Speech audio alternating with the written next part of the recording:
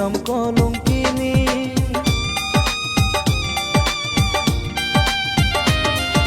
জনম গেল তোর পিড়িতে, নিঃস্ব হইলাম আমি, তোর লাগিয়া লোক সমাজে হইলাম কলঙ্কিনী। তবুও কেন তোর মায়া বুকে আগলে রাখি, দুঃখ ভরা এই জীবন মরণটাই তো বাকি আমার, দুঃখ ভরা এই জীবন মরণটাই তো বাকি।